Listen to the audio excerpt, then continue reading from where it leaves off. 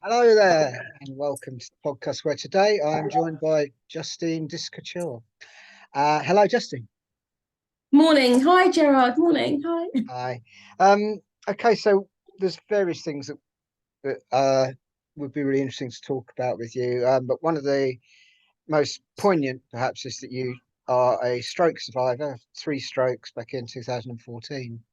So, apart from that, let me just have a look at your Facebook thing. Yeah, okay. So you are a 55-year-old bon vivant of pre-loved items, art tutor, fashion designer, ex-carer, and survivor of three strokes, and a council flat princess as well, because you actually are a princess, aren't you?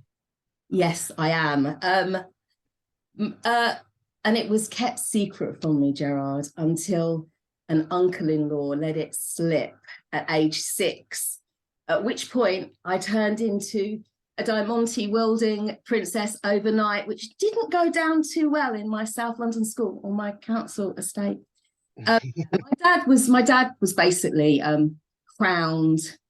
Well, unfortunately, just after I was born, was crowned an Oba of a village in Nigeria because my grandfather had passed, which probably changed my life and my mother's life because he then had to go and be the Oba of a village in Nigeria. So there was going to be no staying in Britain, or continuing his law career in Britain. He continued it in Nigeria, and we pretty much didn't really see him for the next 7 years. It's full on. It's a bit like being a Lord Mayor, really. Okay. Yeah, you do things for the villagers. You buy books, you make sure the schools are okay, etc., etc. But it means that it's difficult to be a father to your child in a different country. Yeah. Yes. Well, yeah, of course. So, okay, yeah. So we just had a little chat before we started recording about you being a stroke survivor and so on, and you said that perhaps your birth had influenced you getting having strokes in the first place. So, do you want to tell us a little bit about that? Yeah, I was a twin, and I was born prematurely at 6 months. Unfortunately, my twin didn't survive, and I did. And there is some evidence to say that people with low birth weights, I was 2 pounds, can go on to have various things, including strokes. So I wonder. I think the thing about strokes under 60, they're not actually documented that well. So you're basically treated as a novelty. It's like why have you had a stroke so young? Are you on class A drugs? This is all consultants and nurses and people have asked me all this. So there's not much research. And as far as I can gather, it's on the increase.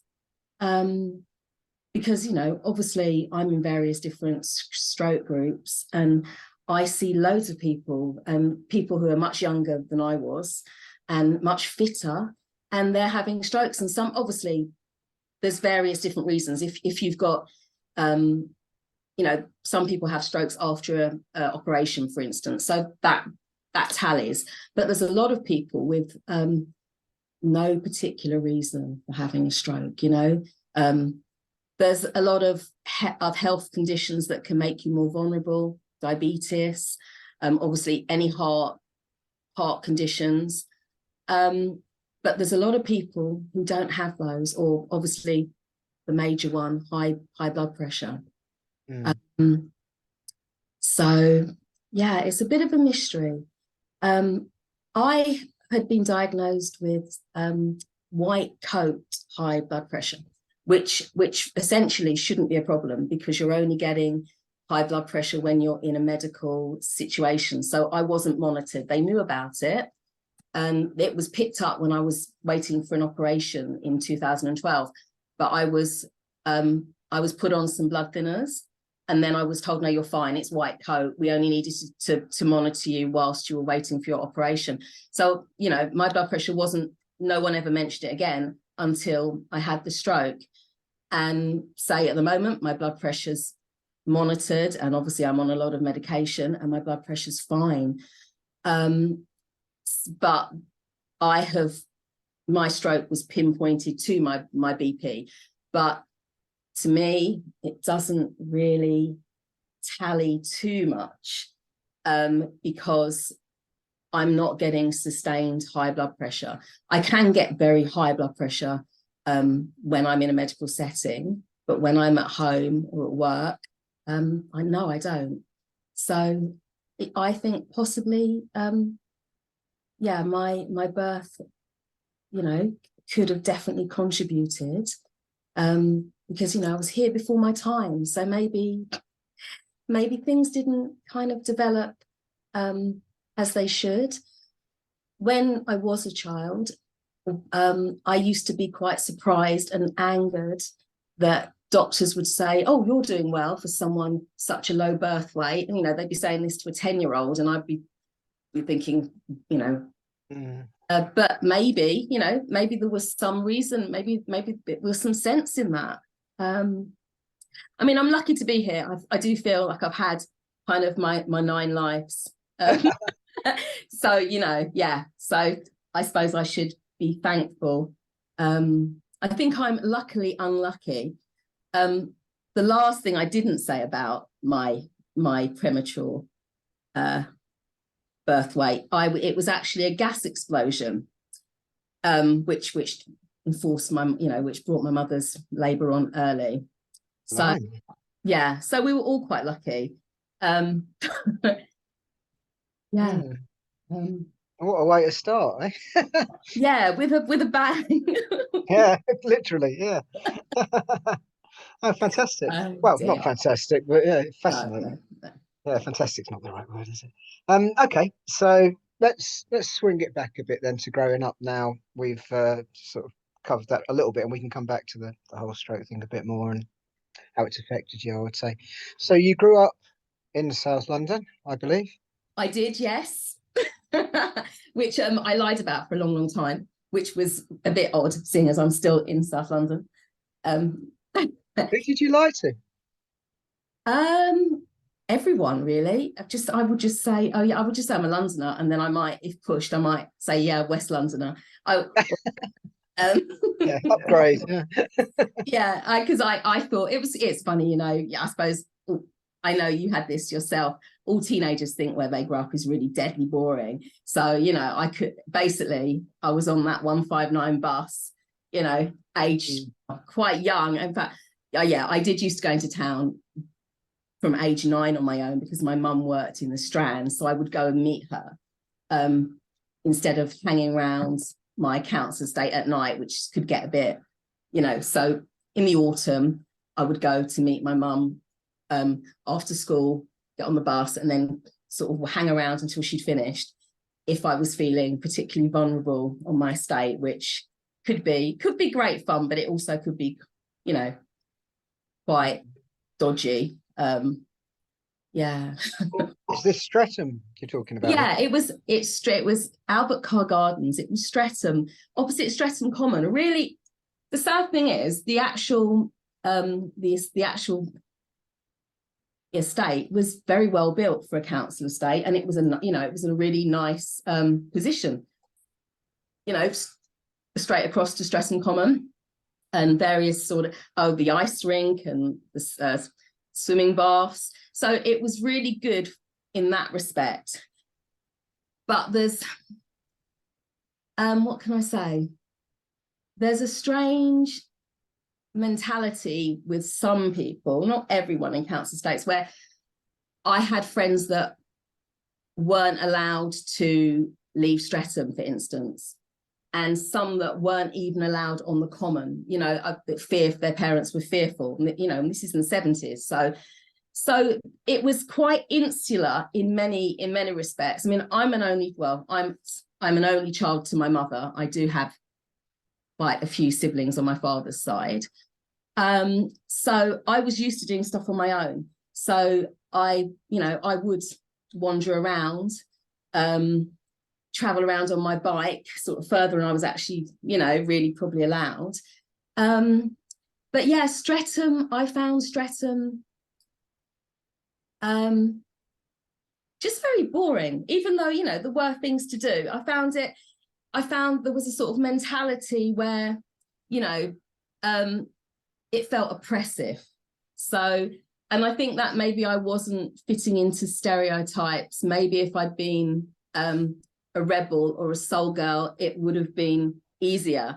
But, you know, once I hit Brixton on that bus, I felt more comfortable.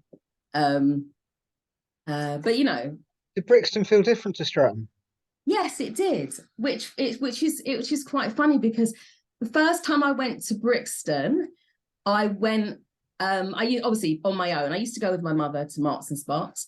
The first time I went to Brixton, I was looking to buy, and I'd been told that you could get kilts in Brixton Market, and as is my mother's wont, she said, oh yeah, well, you know, you'll have to go on your own.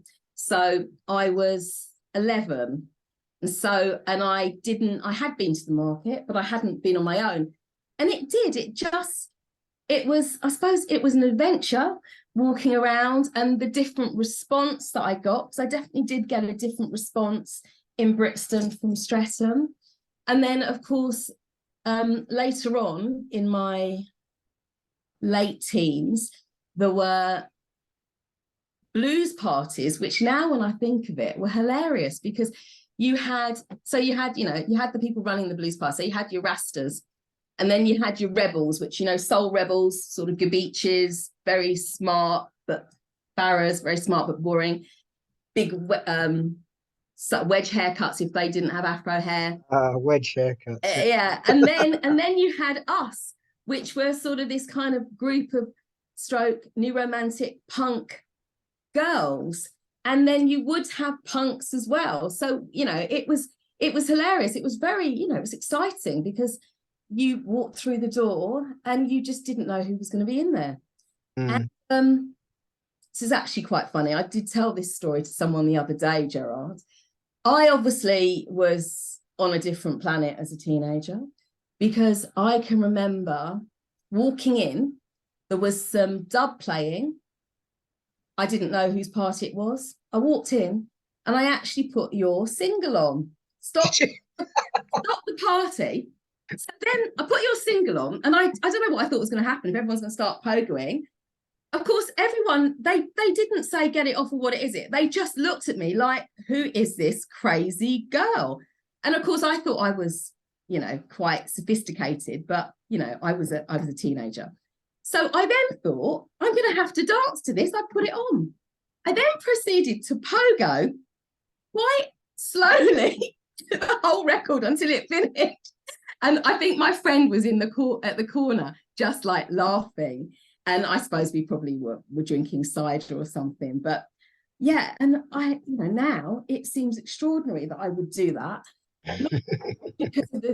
Not even because of the difference in the music, just that I would walk into a party and put my own record on. But, you know, it's pretty mad. Yeah, fun times. I did meet lots of interesting people, and people that were also very different from me as well. You know, I had a little core group of people that had similar tastes, but I did meet lots of people, you know, who introduced me to all different kinds of music, and other things. Yeah, I think it's interesting that you sort of said new romantic stroke punk, or because that's definitely kind of how I was sort of feeling around that time. Was that I thought both of those things had something to offer, and I thought both of them had massive faults as well. But you were sort of you had a sort of foot in both camps, did you, in that respect?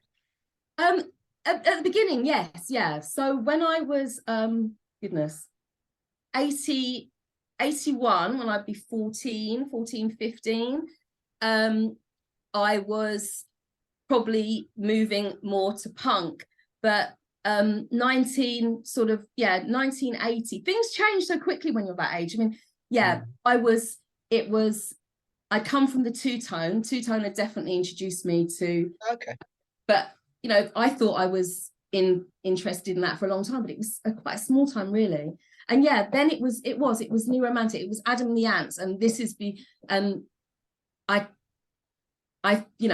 I knew pop Adam before I knew what I say proper Adam, and I think then that kind of catapulted me into punk, really. But yeah, definitely. I mean, I've seen lots of bands that I might dismiss now. You know, Duran Duran, Spandau Ballet. Yeah. But that definitely was my gateway into punk. But sort of, I think I then got into the Damned and X-Ray Specs, and then I moved over to the anarcho thing a few years later. What did you look like then? How did you dress? When at 14, I had many different guises. So I had always moaned about my hair like crazy, my poor mother, and she'd taken me to a very well-known Afro hairdressers in town called Splinters, and sadly, the hairdresser was a gorgeous man who actually died, one of the first sort of rung to die of AIDS, actually. And he was very camp and amazing. So he straightened my hair, and he gave me this hilarious flip, which obviously I didn't like. So, but I liked having straightened hair. And my mother was like, "Oh, I'm not really sure, Justine, you know, I don't think you should have so many chemicals on your hair," after she saw me. But anyway, so I then I just had very straight dark hair, which I then proceeded to bleach the life out of. So I had just lots of blonde stroke orange, kind of quite strawy hair by that point, because I was just adding loads of chemicals. But then I discovered the King's Road, and I got my hair in a sort of very 80s kind of spiky, I say girl cut. That's all I can say, because there were lots of kind of, I probably would have cited Bananarama when I went in.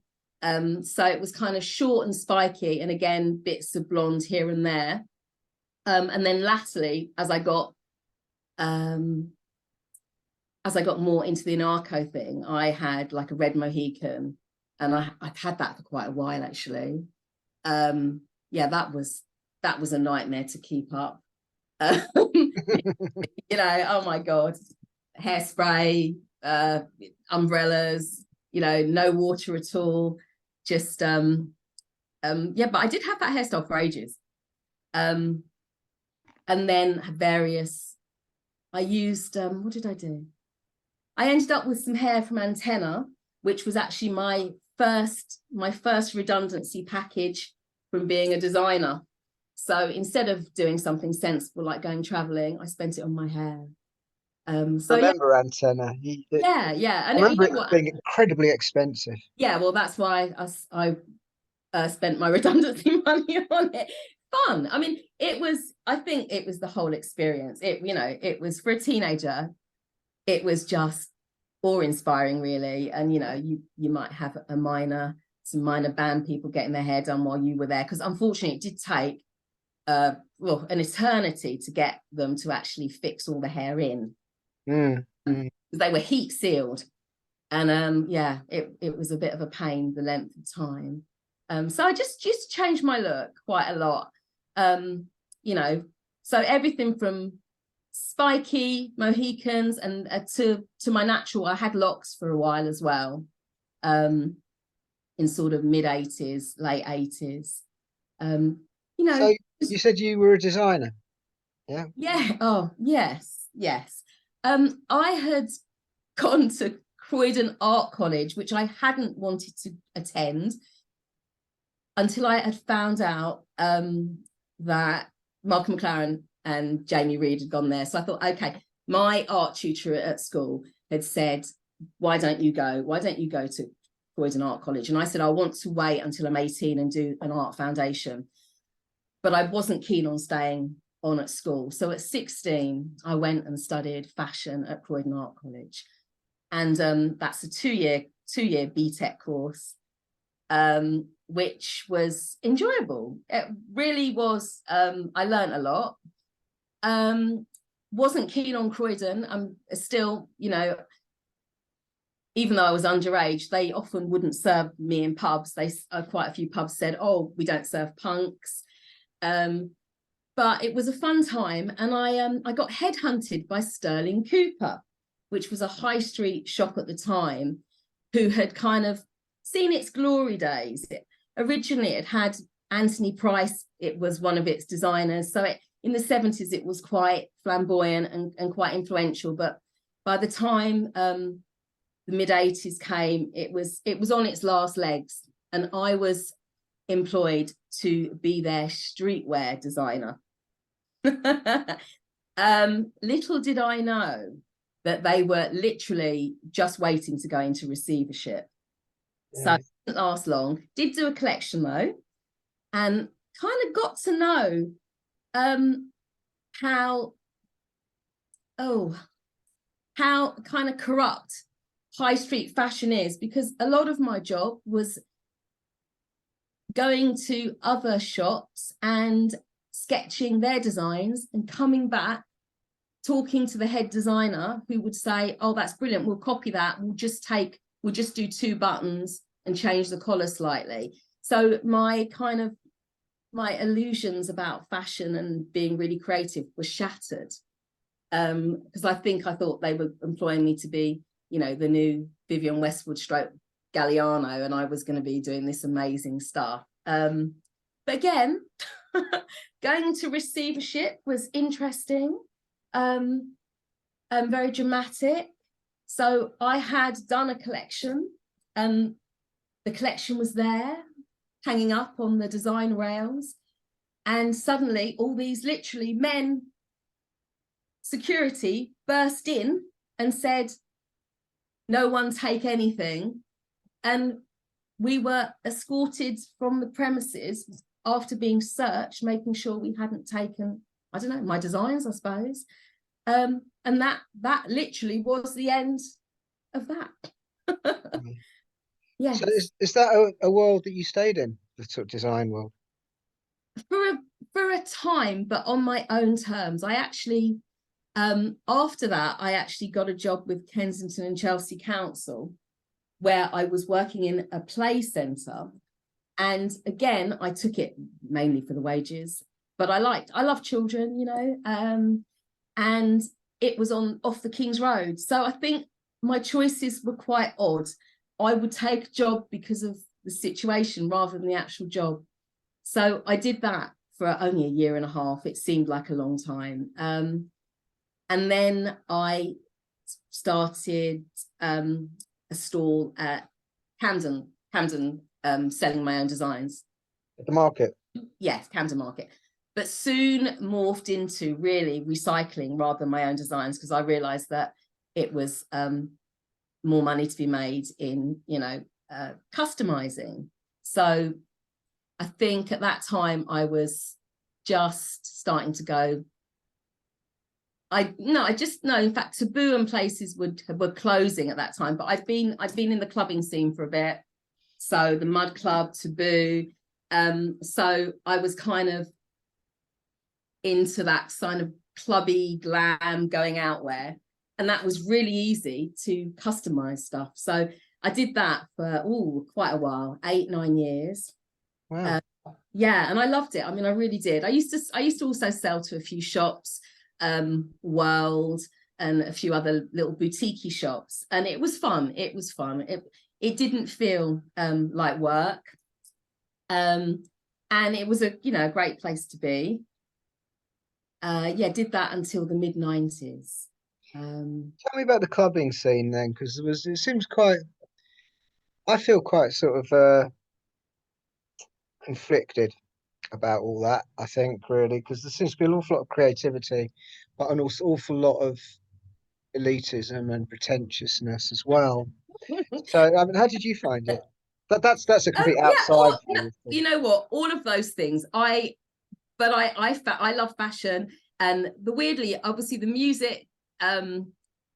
Yes and no. I do still prefer punk and rock, but I do like to dance. So I would say I like classic club music and dance music, but I'm, you know, so I would be dancing to music that I would love half of it, but the other half I wouldn't. But that this was towards the end of the 80s, where it still was, you still could look amazing in recycled stuff that you'd got from a jumble sale and tarted up. I mean, that's what I was doing. I was designing my own things from scratch as well. There was a change. I can remember, I think it was the Embassy, which I've never been keen on. I remember in 1992, I think, walking into a club in some jumble kind of self-designed pieces and thinking, oh, it's changed. And that's when everyone there was in designer wear, you know, and obviously coming from the design background, because I knew the designers, you know, great clothes, but it was very much, yeah, it felt more elitist then. But I think obviously then you had the rave scene, which I wasn't in as much, Gerard. I did used to frequent some, but I definitely didn't feel I was in the scene. I think it was because they were the predominant clubs at the time. But so the rave scene, obviously that wasn't, you know, you could wear what you like there. That was really free and easy. I mean, that was, to me, that was a bit of the opposite extreme. I found that a little bit boring, you know, when I was going to clubbing in t-shirts and jeans. So the people that I met through clubs, I suppose I did aspire to be like some of them. So, you know, Lee Bowery, you know, he had invented himself, really. Yeah, quite an astonishing dude. Yes, yeah. And, you know, he'd arrived here. I think he was working in Burger King when he arrived. And, you know, yeah, exactly. You can't imagine that, can you? I think it was at Leicester Square, but and then, you know, he had his stall with Rachel Auburn in Kensington Market. So I loved that, but that was very much 80s. I mean, obviously it did continue. I think at the beginning, places, of course there was Dirt Box as well. Oh, so the Dirt Box was fun, but it's quite elitist. You had to find it. You had to either know, it was word of mouth, or I never saw a flyer. I don't know if there were flyers with the address on. I never ever saw a flyer. It was always who you knew. But at the weekend, you know, you would just hang out. I was thinking, how did we know these things? I mean, how did I know Flowers in the Dustbin? How did I know the Mob? It was all word of mouth, which is kind of extraordinary now. I didn't have, you know, any elder siblings. So the fact that I knew about this stuff is amazing, really. But did spend a lot of time hanging around Kensington Market and, of course, the King's Road. Just kind of walking up and down, looking at other youth. I suppose it's a bit like, yeah, live Facebook, isn't it? You know, instead of scrolling through Facebook and saying, you know, you were walking up and down. And I can definitely remember someone coming on a night bus from another gig. I don't even know which gig it was. They said to me, there's a really good new band and they're called The Mob. And I didn't know the person. I knew their face, but I didn't know them by name. So it was that type of thing. It was, yeah, word of mouth. And I suppose, yeah. It's interesting the role appearance played back then, because I remember when, you know, if you saw another punk on a train platform or something, you just go up and talk. And yeah. I don't know if people have that now, if young people have that now, but yeah, just that kind of natural feeling of affinity. Yes, yeah. Yeah, it's quite interesting thing. So what about a lot of the sort of clubs and all that kind of thing make me think of hedonism, the activity that is, Yeah. not the rave thing.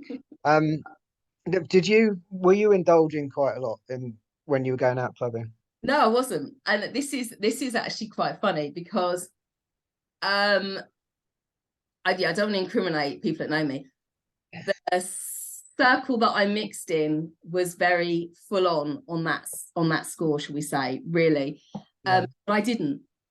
And the strange thing was, or is, Gerard, I used to say to people, I can't take this substance because I've got a weak heart, which now is a little bit ironic, considering what's happened to me. So I don't know if something was protecting me, but and it caused me quite a lot of problems because I think people don't like if you're not partaking in everything they are. I mean, I'm not, what can I say? It's an odd thing. It's an odd thing. I mean, obviously, the odd spliff. I don't like tobacco, so I'd have to have a pipe, etc., etc. But I'm kind of a natural. What would we say? I've got my own natural buzz. So, and I'm quite full on. So a lot of the time it really didn't matter. It was only people that actually knew me really well and knew that I wasn't partaking. Once I was in a nightclub, I was just on a high, really. And gigs as well. I mean, even now I'm like a teenager if I'm at a good gig. I'm so overly excited. And I'll start to pogo and then I'll think, oh God, I'm knackered. Yeah, well, yeah, I know I can't do it. Yeah, sure. I mean, that is one of the weird things about the stroke, actually. I do get really breathless, which is it's annoying, it's embarrassing. So when I'm going upstairs, it's like I've done a marathon. So you can imagine after I've done a bit of pogoing at a gig, which I still do, but for a very short time. Very short time. Yeah, it's quite I think a lot of people watching this would be quite surprised to look at you and listen to you and so on, that you don't look like what people would think a stroke survivor would look like. You don't look like anything's ever happened. You know what? Yeah, you're right. And I'm kind of shocked. And I think the aftermath has shocked me because unfortunately at the moment, you have to be on medication for life. And there's one particular medication that they only prescribe to people who have had heart attacks or strokes. And it's quite harsh on your kidneys and liver. So every 6 months I have to have blood tests and it looks at my kidneys and liver. And every so often since the stroke, I then get a call back because my kidneys are raised. So it means that I then have to have a kidney scan. So it does make you think about your mortality and the future. I mean, I can't say, there are various different things that I know I'm more, possibly more predisposed to get because of the stroke. On a good day, I just try and not worry about those. I think the main way it has affected me is that I'm always in contact with the medical services, so Tell me about it. They all know exactly. medical doctors. Yeah, because of your condition too. And I suppose because of my outcome after the stroke, I just thought, well, I didn't have to have brain surgery. And it was, at first, they thought my carotid artery was blocked and I may have to have brain surgery. But then I had a different MRI scan of a different bit of they looked at a different bit and they said, no, it's fine. We panicked you. We're really sorry. So it was fantastic. So after the initial kind of getting, escaping brain surgery and just being told I'd have to be on medication for life, I think I thought that would be it. I'll just keep taking the pills and that, no worries. But there's something called neurofatigue, which is just like a really, really bad hangover. You just feel zonked. And I do get that. And I tend to get that if I've been ill. So when I had COVID, I had that afterwards. And of course, it could be, you know, you just put it down to, oh, well, I've had COVID. But so if I get any kind of ailment like that, I do get extra zonked. And I will every so often lose my balance and actually fall over, which if it's in the day, it's, you know, it's just embarrassing. If it's at night, it's a little bit more dodgy, shall we say, because I think people think, you know, you're out of it and you've collapsed. And I do get dizzy spells. So I say that the physical aspects, I would say the thing that is different are the dizzy spells. And they can range from just a bit of dizziness to proper head spinning. You know, I'm hanging onto the bed because I feel like I'm twirling round. So I think, yeah, there is a constant reminder. And I suppose before I was diagnosed with the stroke, I had hoped it, and I had Googled, I was convinced I'd had something called a TIA. So when it was actually, you know, found that I'd actually had a stroke instead, I was taken aback because of, you know, because I could talk and walk, and I didn't have the major deficits. Weirdly, I had the stroke on my left side and I couldn't write for 6 months after. And I just retaught myself. It was like I just did handwriting books like you did at school. And now my writing's fine. It might even be a bit better than it was. So yeah, I think that if you do know someone with a stroke and their outcome is good, which is what I would be termed by the medical powers that be, listen to what they say, because sometimes they will be having an odd day and you won't be able to see it. So they might be feeling dizzy or really totally drained and they look normal. So, you know, maybe cut them a bit of slack. And sometimes the medications do cause nausea. I mean, I am on stuff to counteract that. But, you know, and just silly little things. So drinking, you know, it's advised that you drink no more than 1 unit a day. And some people say you shouldn't drink at all. Now, I still drink, but I don't drink on a daily basis. But when I do drink, I probably do more than 1 unit, you know. No. Me too. Yeah. I mean, yeah, if you think about it, you know, a pint of cider is more than 1 unit, and I like coffee, and you know, so, but yeah, so things like that have definitely been tweaked. What was it like when you did? I mean, you say you weren't aware it was a stroke. In a way, that could be quite a good thing, couldn't it? Because that could have added a layer of panic on top, perhaps. But It was, sorry. yeah, I was just saying, you know, do you want to take us through what happened if you're comfortable? Yeah. Well, weirdly, I was actually sitting at this very table. It was a really boiling hot summer's day, which I think could have made things worse. I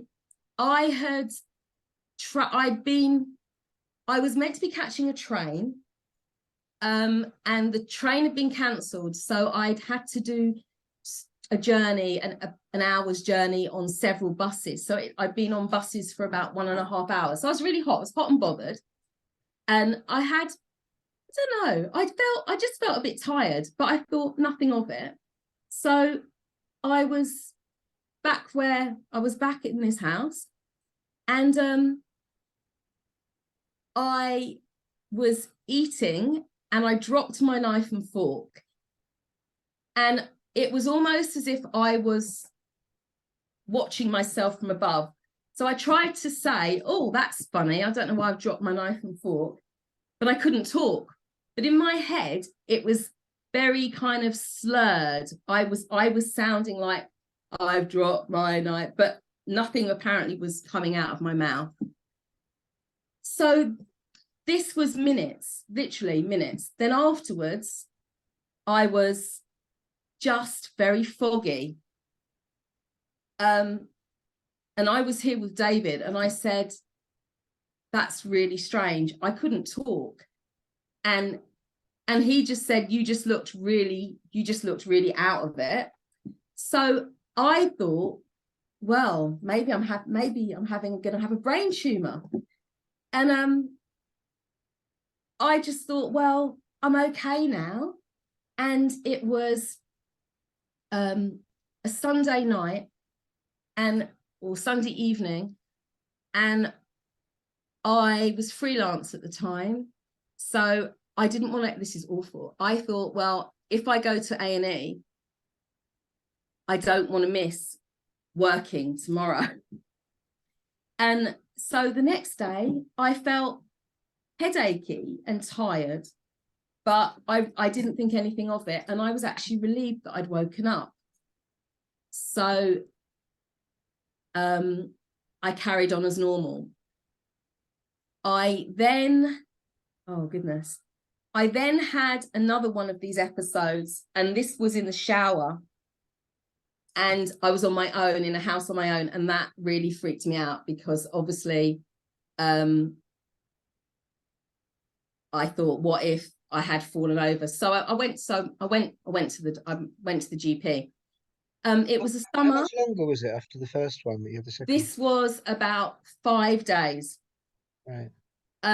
So then I went to the GP, but I didn't see anyone I knew. I saw a locum, and she just said, oh, she was very, very young, really young. And she just said, oh, it sounds like a funny term. Now I knew it wasn't a funny term, but I wanted it to be. So I accepted it. Then I went away to Cornwall. Goodness. And when I think of that, I was so lucky because I was partying. I was on holiday. Nothing happened there at all, actually. Then when I came back, I was at work teaching art, and I was in the art cupboard, and it happened in the art cupboard. And again, I thought, oh my goodness, Justine, they might not notice that you're not in the art room, and they'll just leave you because it was after everyone had gone. I was clearing up. So I then went back to the doctors, and I saw a regular GP who knew me, and he said it sounds like a TIA, possibly a stroke, but he did say a TIA, which I by that point had looked up. So what is a TIA? Sorry. Right, a TIA. Right, it's basically now I should have written this down. This is definitely. You're not a doctor. Because I don't remember things. A TIA is like a warning sign. You get the same symptoms as a stroke, but it doesn't leave a scar on your brain. So some people can actually lose some speech and actually lose have mobility issues. But on the whole, it's seen as a warning sign, because when you have your MRI or a CAT scan, it won't show up. The difference between a stroke, if you have my outcome, is you have a scar on your brain, which obviously can lead to other issues, epilepsy, etc. So it's the lesser evil, I suppose. And because obviously I was presenting at the GP's walking and talking, he thought that. So I went to St Thomas's, and I was given a CAT scan first of all, and they said, yeah, there's something, we're not sure. We'll send you to the stroke clinic tomorrow. So they gave me a really strong dose of blood thinners in St Thomas's, and then they sent me home though. With stroke, if you present any time after 48 hours, they won't really admit you unless you've got the deficits, if you're like me, you're walking and talking, they won't admit you. But so yeah, I went back to the stroke clinic the next day, and then I just had kind of a catalogue of different tests. And once I had the MRI scan on the brain, that was the thing that showed up that I'd had a stroke. How did you feel when they said that? I was amazed, actually. I was quite annoyed. Yeah, I was quite annoyed because I felt that what did I say? I can't believe I said this. I think I said, what? I've been a vegetarian since I was 16, or something really stupid.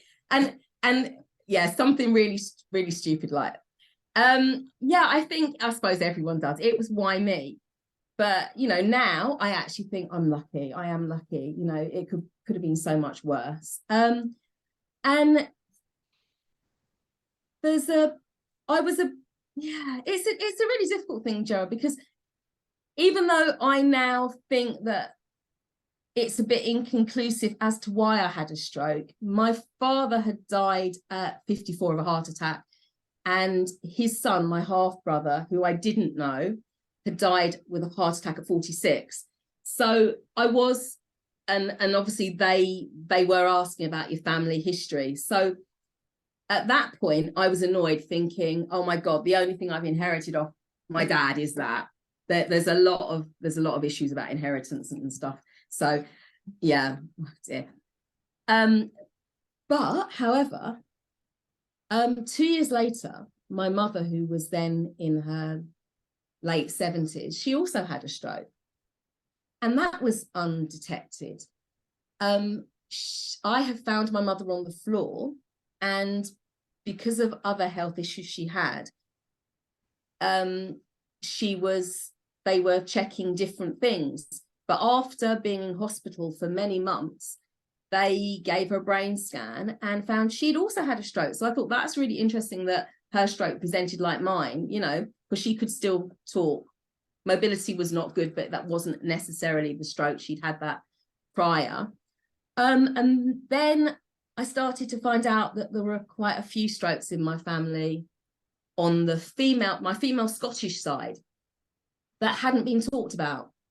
I think that's why I think it's really good for me to talk about this, because I think that often things that are upsetting, families don't talk about them. So now I think, well, could it have been just a mixture of all this hereditary cardiovascular stuff?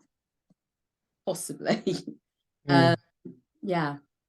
So you had 3 in reasonably quick succession. Yes. Yeah. But nothing since.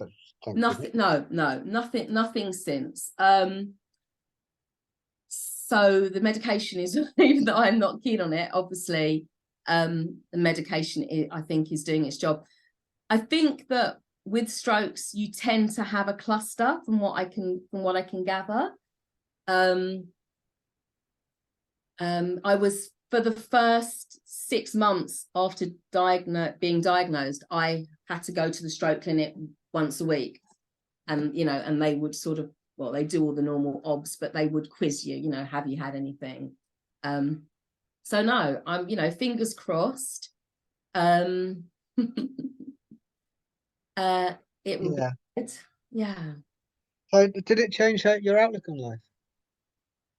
Yes, I think it did, actually, because I'm thinking about my old age. If I get there, definitely I'm thinking weird things. I'm thinking, oh, I need to live downstairs, and I need to be, I'm not at the moment, but I'm possibly thinking about moving out of London. And I would actually check the local hospitals before I moved anywhere. I would go and see what the hospitals were like, and do quite a lot of work there, which obviously I wasn't, I would never have done that before. I would never even thought myself in a hospital, even at 90 kind of thing. I just didn't have that kind of outlook. So I suppose it's made me more medically cautious, but also I feel like I should be more prepared for anything if it did happen. If I did have a more severe stroke or other things, there's various cardiovascular things that possibly I might be more prone to. So yeah, so I think it's made me cautious for being older. You said you were thinking about moving out of London. That's quite curious. Where you got any ideas?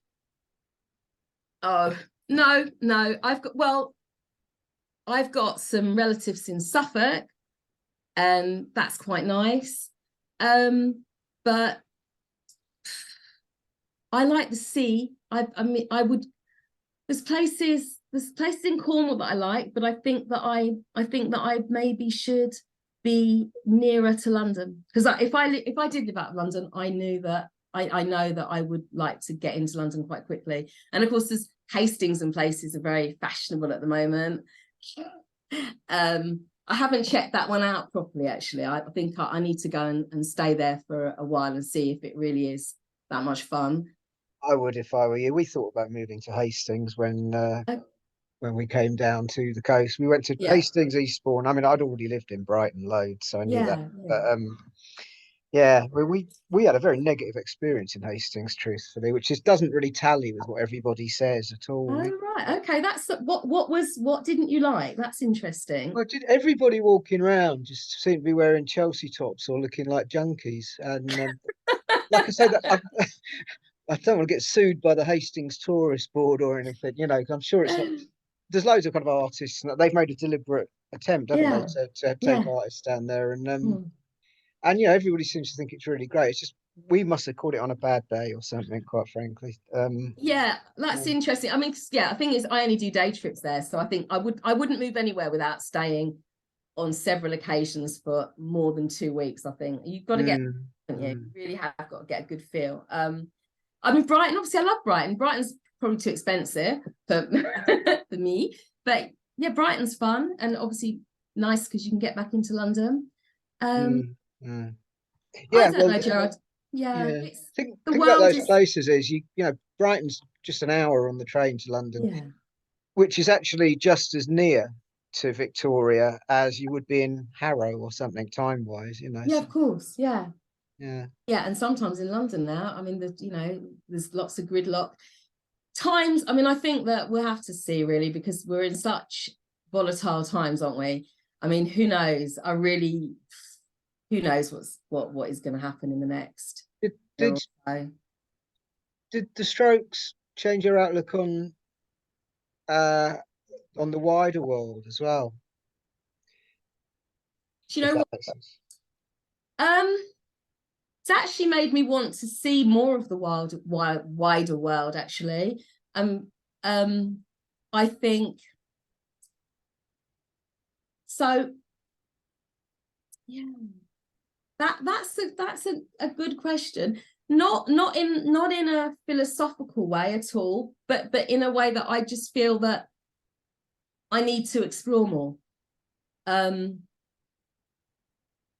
which is quite strange timing actually. Uh, and insurance is a real pain once you've had a stroke. Right. It is a big annoyance.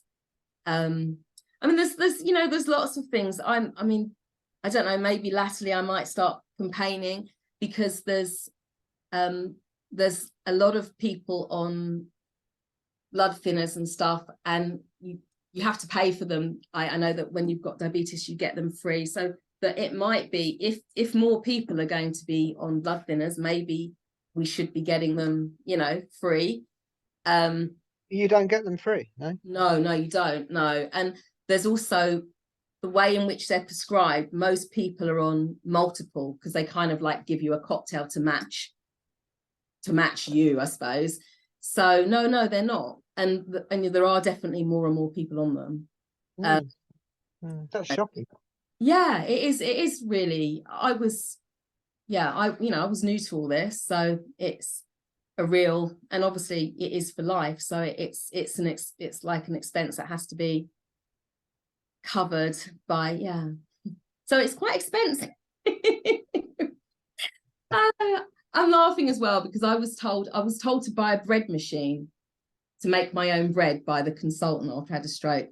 And I don't really eat bread that much anyway, but there's lots of weird dietary things that they suggest. And I must say there is a hell of a lot of salt in shop made. Wow. Yeah, yeah, Yeah, I've got high blood pressure, and I'm acutely aware of salt content in stuff these days. Processed food, tins yeah, of stuff, all sorts of. yeah. I mean, it is extraordinary. I mean, it's even in drinks and stuff as well. So Mm, I mm. mean, yeah, it is. I think there should be some major. I suppose a bit like the sugar, there should probably be some legislation because it's extreme, and really. Um, Yeah. Do Especially you, all this new vegan stuff. There's loads of things that I would have tried, but I haven't because they're red salt. I go around the supermarket thinking, oh look, new bacon. Oh, but it's red salt, so I won't eat it. Yeah. we're in weird times in that respect, I think. I mean, obviously, it's fantastic that the whole vegan thing's taken off, but a vegan diet is not necessarily a healthy diet when Oh, if you just eat all that crap all the time. You know what I oh, mean? definitely, totally. I mean, I do actually worry. Yeah. I mean, I do worry. I think, goodness, there's all the youth stuff in all this, probably quite tasty because of all the salt, the stuff. Yeah. What's going to happen to them, in the future? Um, Yeah, it's funny when you said your reaction to being told you had a stroke was, oh, but I've been a vegetarian all this time. I was exactly the same because I felt a sense of sort of smug health superiority because of being a vegetarian. I just thought that, and this sounds so naive looking back, but I just yeah. thought I had a free pass basically. I thought that Yeah. just meant I could do whatever else I wanted as long as I didn't eat meat and I'd be fine. I know it's terrible, really. But yeah, I did, you were sold it was the healthy thing to do, especially when it wasn't fashionable in the 80s. So, Mm, oh, I don't know, Gerard. I mean, I think, um, yeah, um, I probably ate too much processed stuff, along the way. So, maybe I can blame that. I don't it's a real treat, isn't it? I'll tell you what I used to eat, and I'm actually quite embarrassed to say this, but I think it was Sainsbury's used to do baked potatoes, and they were already cut in half with bits of cheese and chive on them, and you just put them in the oven. I mean, know. Yeah.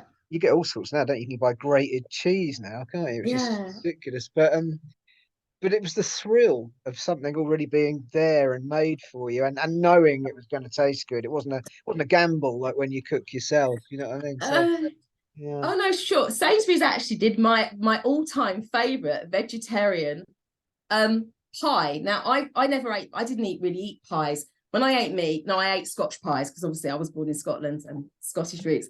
But I didn't eat. No, I've never really had a meat pie or even a meat Cornish pasty. So they used to do, and It was in about 86. They used to do. It was cheese pastry, but it was lots of lots of different lentils and carrots, but it was absolutely delicious. And they did it for 3 years and then they discontinued. And I've always meant to emulate it at home, but I never have. If I'd kept the packaging, I could copy it, but Mm, it's mm. absolutely delicious. And I miss it. But processed, probably too Yeah. much for me now. Well, we all need to be naughty occasionally, don't we? I mean, yeah, it is really annoying when you've got a real favourite thing and then they discontinue it, and you think, hold on a minute, I can't be the only one who really liked it. Yeah. Definitely, definitely. Amy's Kitchen, do you know that stuff? That's like Yeah, it's the, yeah. I've only tasted one of theirs, so yeah. I used to love their. I say used to love their stuff because I don't even know if they're still going. It seems to be Okay. very difficult to get hold of now. So All that's one right. of those things I was just talking about. Really, something you really like, and then it disappears off the shelves. Yeah. Oh, I'll have to have a look and see if if they have, because where was it? Holland and Barrett they used to do there, but yeah, I don't know. I haven't noticed their stuff for a while actually. Yeah, Mm. it's a shame if they've gone bust. Yeah. I mean, I don't know if they have. But yeah, again, I don't want to get sued by Amy's Kitchen for false information.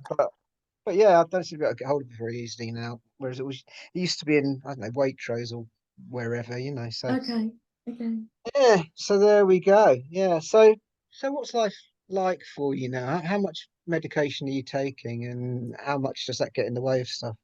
Um, at the moment, I take 5 medications. Do I take 5 medications? Yeah, I take 5 medications. One of which is a statin. They're plugging the statins. I'm not. That's the one medication I'm really not keen. I do mess about with that. I stop and start it, so I'm not convinced. But I'm always being really badly guilt tripped. So I hope I'm not, I don't want to put anyone off taking their statins. Yeah, so I take, I'll talk to you about that after we stop recording. yeah, I Yeah. take 5 medications. And I'm often talking with my GPs and consultants about coming off them, which usually is a no. There are I think there are definitely 2 that I'm never, well, no, there's 2 that I can't come off, they say, but possibly the others might be able to be tweaked. Because I'm really, I'm not keen. I really do think especially, I think medications are necessary evil. One GP did actually say, and I thought, yeah, right. He said to me, look, these are poisons we're giving you, but they're poisons that we're hoping are going to help you. And I do have, that attitude, but I don't want to, I don't want to come across as if I'm ungrateful to the national health. I mean, if these things are stopping me from having a stroke, it's fantastic. Absolutely, yeah. Yeah.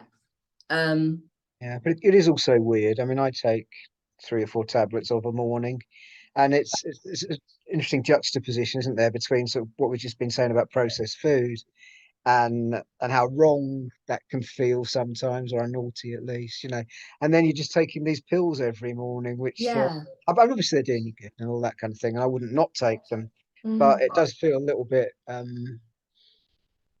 little bit at odds with a kind of an organic lifestyle, if you like. Oh, for sure, definitely. Yeah, I do wholeheartedly agree with you there, Gerard. I'm fairly suspicious actually, but